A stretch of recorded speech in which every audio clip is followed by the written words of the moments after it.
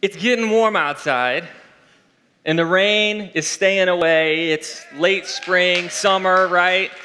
And so, I was just thinking about today and coming together and having this Sunday fun day and getting outside and having fun, having food and playing and doing all these things. And I was thinking about, in winter, we don't really realize it, but we're staying inside a lot because it's really cold, right? And trying to stay warm, and we get cooped up, and we're just inside these walls, and it's sometimes gives us this feeling, if you stay inside too long, you just start getting like, like what?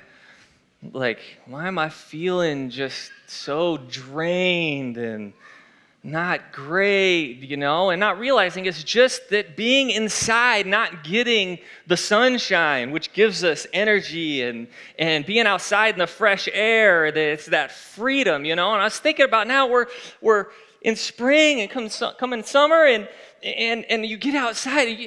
Anybody else besides me, just like when it starts getting warm, you go outside the house and you just stand out there and you're just like let the sun hit your face, and then there's like the air, the breeze is blowing by, and you're just like, oh yeah, like this is what I need. Like you're getting the energy and the sustenance that you need for like going through the day. I'm the only one, I guess, but like it's like something that you're getting outside of those walls that are cooped up in the stale air. And I mean, our house it's not stale, but you know what I'm saying? It's just recirculated air.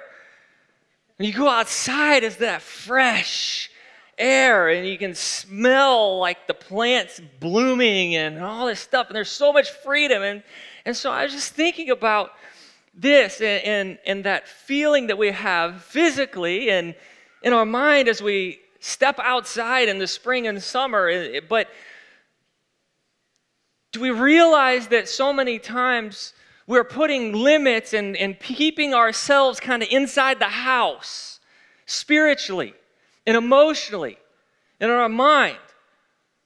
Like going beyond just being in the house and being outside, that we're putting limits on ourselves. And I want to talk about this and say, we got to get outside the house. We got to get out in the fresh air where God has called us to be free and strong and running. My kids try to run and skateboard, and like they've even tried to bring bikes in the house. And I'm like, what are you doing? But all these things that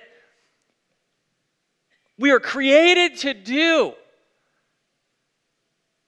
are supposed to be done out there and going and being adventurous and running and doing all these things. See, being in the house is where you live, you eat, and you sleep there. But we weren't created to be cooped up. And it's the same for our hearts and who we are. And so many times we coop ourselves up inside by putting labels on ourselves or not understanding that we serve a limitless God. We put these limits on ourselves, but our God is not limited. He's limitless.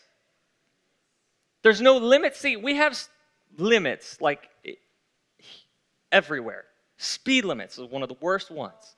Speed limits. We have a limit to our energy or, so many different things to what we can do, but God has created us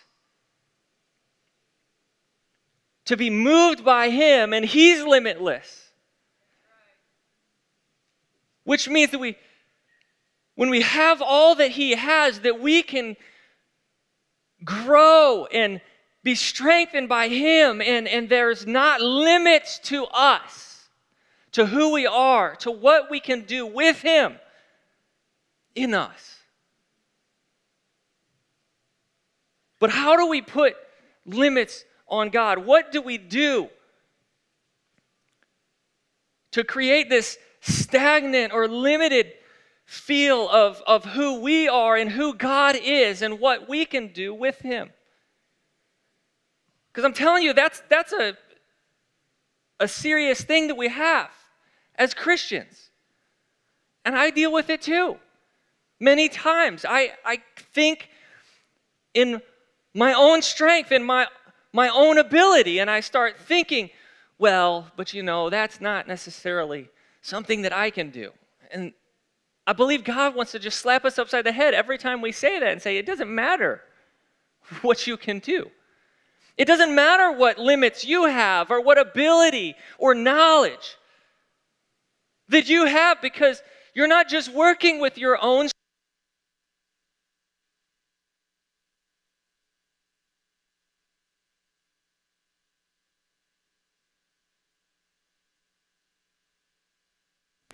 Check, check, check. We're back on? I will yell.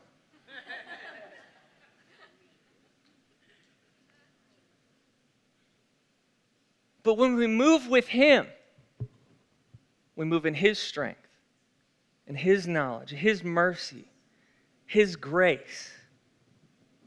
He is not limited. We don't have to live a limited life. In 2 Corinthians 6, 11 through 13, it says, this is a Message Bible. It says, dear Corinthians, I tell you how much I can't tell you how much I long for you to enter this wide open, spacious life. We didn't fence you in. The smallness you feel comes from within you. Your lives aren't small, but you're living them in a small way. I'm speaking as plainly as I can and with great affection. Open up your lives. Live openly and expansively.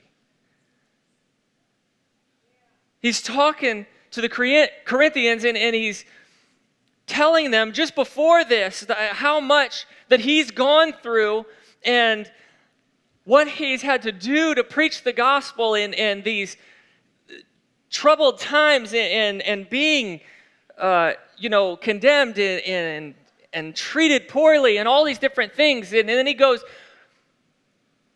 but I love you so much that I'm not going to be closed up. I'm not going to close up who I am or not love you or not encourage you to grow because of the circumstances I'm in, because I know who God is.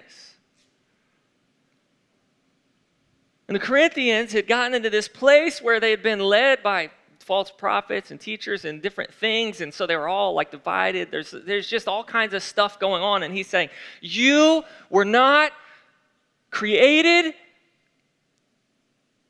to live closed up, and you weren't created to just only love certain people. They weren't actually loving him, and he was the one that had talked to them about God and founded all this church and their faith and all these things, and he had helped to raise them up, but then he's coming back and talking to them because they had gotten close-minded and not loving and bound up.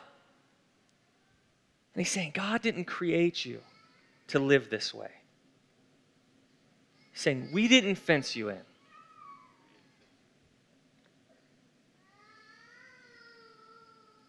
We didn't put any boundaries on you. He said, God's created you to live in the wide open spaces of his creation, of who he is. To live with his strength and his knowledge, his mercy, that you don't have limits, because with him, the limits that you have personally make no difference. It just blows through those limits that we could have ourselves. But how do we limit God?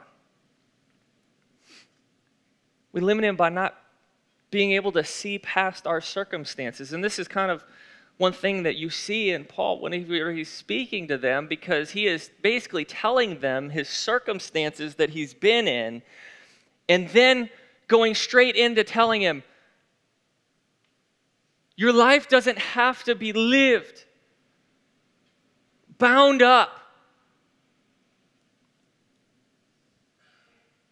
or with fear. You don't have to live in this place of smallness, but you were created to live with God who has no limits. And he is saying this, and he's saying, and I'm not binding up because of my circumstances and because of what I've walked through. I'm just telling you what I've walked through, and then saying, but that doesn't matter. My heart is still open to you.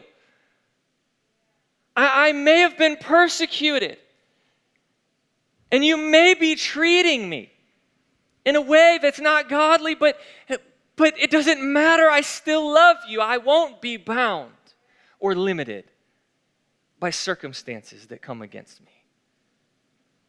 So many times in our lives, we take these circumstances or these things that happen, or somebody is not treating me right, and so we all of a sudden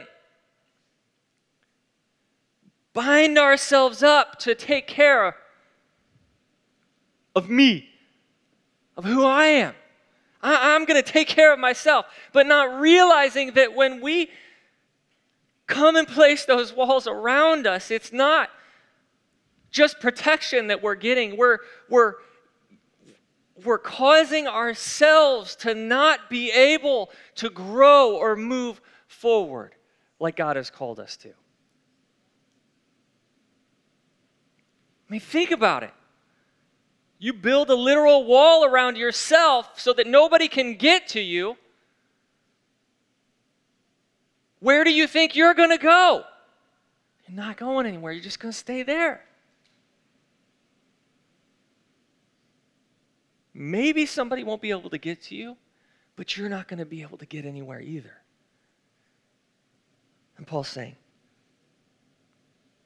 open up your lives.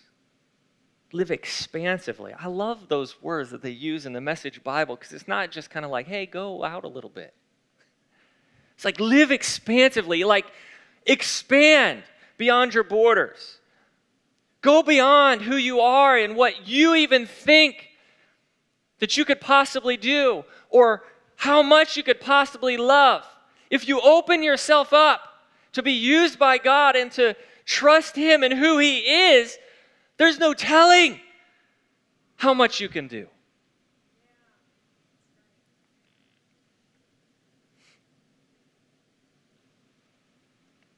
God doesn't box us in. But we tend to do that ourselves and box Him in the meantime based on circumstances that are happening. We put labels on ourselves.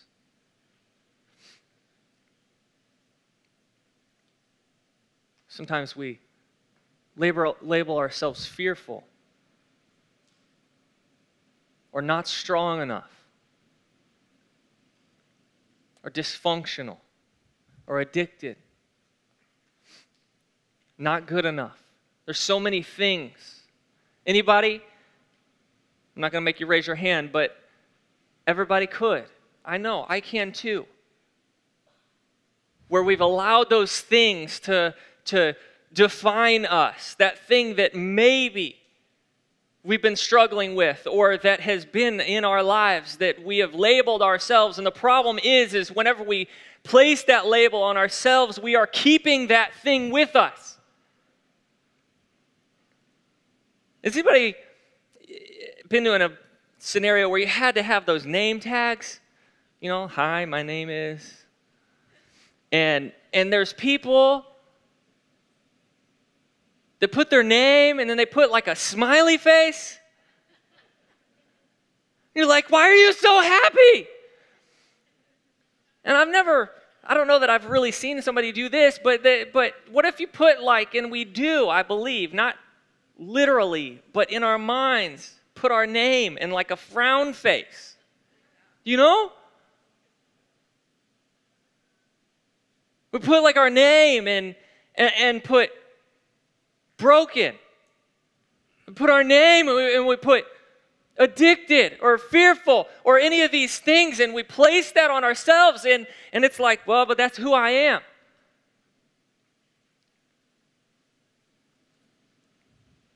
But see, that's not what God has for you. Now, he has labeled you, but his labels are different. And for one, he'd be the one to put the smiley face on you and put joy, peace, gracious, powerful, loving, encouraging.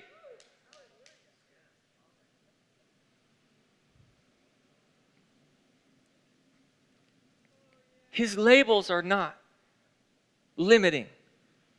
And he doesn't want us to limit ourselves either.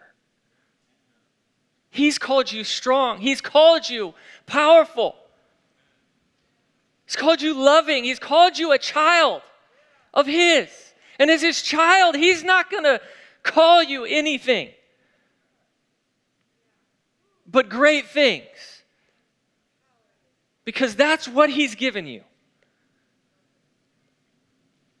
In 2 Peter 1:3, and I don't believe they have this in the Amplified, it says, "For his divine power has bestowed on us absolutely everything necessary for a dynamic spiritual life and godliness, through true and personal knowledge of him who called us by his own glory and excellence." He has called us to a dynamic spiritual life. The label that he puts on you, his child, is dynamic and moving forward and powerful. He calls you blessed. And he says, I want you to feel that way about yourself. And don't put these false labels.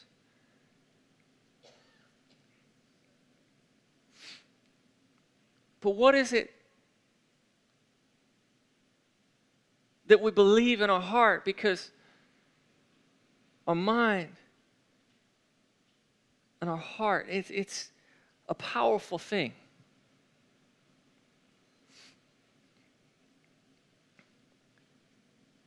In Matthew 12:34, Jesus is talking to the religious people. And I've said before that really the only times that Jesus ever gets fiery and frustrated with people is with the religious people. When you see him with those that are far from him and don't know him and that aren't religious, that don't think they're holier than thou, he comes in such a loving fashion that he can call out sin, but love so much. But in Matthew 12:34 it says, "Brood of vipers, how can you, being evil, speak good things? For out of the abundance of the heart the mouth speaks. A good man out of the good treasure of his heart brings forth good things, and an evil man out of the evil treasure brings forth evil things."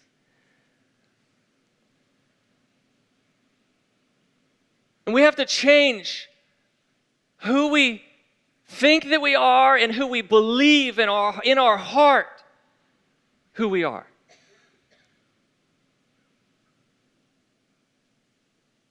Who do you think you are? And I believe that's a question that God asked me all the time. When I come to a situation, I'm like, man, this is seemingly a tough situation. This is a bad circumstance. This is something that is not going to be easy to get through. And I believe God asked me, who do you think that you are? Because if you think that you're not good enough, or if you think that you're not worthy of being at the place that I've brought you to, if you think that you can't do it, then it's probably not going to happen because you're not going to move forward. You're not going to try. But can you believe and understand and know who I have called you to be? What I speak over your life. Said in your heart, Are there bad labels? Are there evil things? Are there things that aren't supposed to be there? Or are there the things that I am placing in you? The things that I have called you to. Who do you think that you are? And he says, because you're my child. I have called you to great things. I will lead you forward. I will give you the strength. And you are strong. You are loving. You are gracious. And I have great things for your life. Do we trust him as he speaks those things over us? Because he's calling us to a limitless life, to live in wide open spaces. Not to be bound up and not to just live our lives living from one day to the next, just being like, okay, it's all right, you know, I'm here. God's good. But he wants us to move forward in power, in the power of who he is. How do we do that? In John 8:32, it says, then Jesus said to the Jews who believed him, if you abide in my word, you are my disciples indeed, and you shall know the truth, and the truth shall make you free. Abiding in him, dwelling in him, allowing him to be a part of your life every second of the day. And we've talked about this before, and I've told the story of my dad being a little down about feeling like he didn't pray as much as the other pastor that prayed like 6 or 8 hours a day, and then realizing that the deal is that they were just allowing their whole day to be wrapped with God's presence and to spend time with him no matter where they were. And that's spoken to my life too, because, I mean, I don't know about you, but my life has been pretty busy. But when you get past this thing of, well, I have to be in this certain place, which of course, having your prayer place at home and spending time with God is great, but when you get up from that place, you can be continuing to spend time with God. You can be in your car, spending time talking to him, going to work, and then just in between things, just saying, God, I love you. I know you have great things for me. God, help me. Work through me. I want to do your will. See, it doesn't have to be broken up into just this one moment, but spending time with him and knowing him. Knowing him is what it's all about. We can't possibly know completely who he is or learn enough to where we can stop learning. It's just that spending time to get to know him better. To walk with him.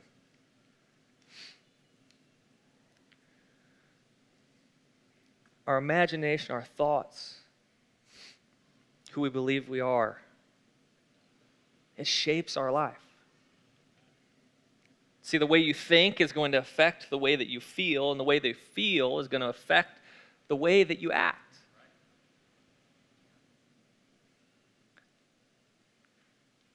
So who do you think that you are? Because like I said before, I believe God's asking us that because he's wanting us to change who we think that we are. Unless you believe you're the most amazing person in the world and God's using you and you're going to be awesome.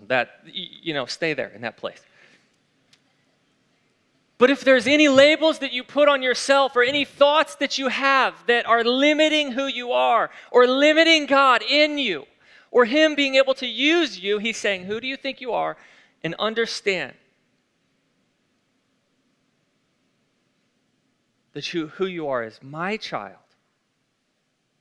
Who you are is someone that is going to be used to do great things with my strength, his strength, God's strength, his mercy and his love, and all those things that he has are in you, and all those things are limitless. So there shouldn't be limits to those things in you.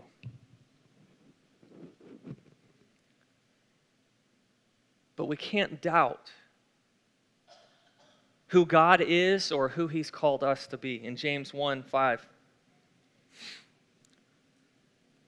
it says, if any of you lacks wisdom, let him ask God, who gives to all liberally and without reproach.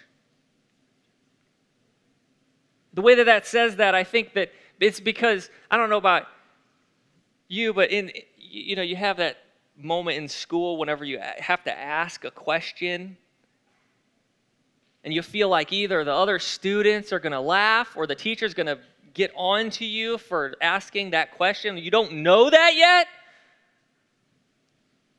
But in this scripture, see, it's telling us, it says, God's not like that. Will you just ask him? Ask the question, because he's not going to discipline you for asking him a question. If any of you lacks wisdom, let him ask God, who gives to all liberally and without reproach, and it will be given to him. But let him ask in faith with no doubting, for he who doubts is like a wave of the sea, driven and tossed by the wind. We need to stop doubting ourselves. Doubting who we are puts those limits on who we think we can be, on who we think God is, on what we think that he can do. And then all of a sudden, our mind is controlled by these doubting thoughts or these things that are negative about God or about us. And he's saying, I want you to take those off. Will you take those labels off yourself and off me? And understand that I'm a limitless God. That there's no limit to who I am, to my knowledge, to my strength, to my power, to all that I've called you to do. I want you to move forward in that without limits. See, we need to put to death our doubts.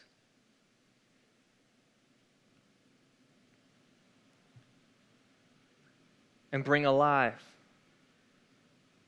who we know God to be and who he's called us to be.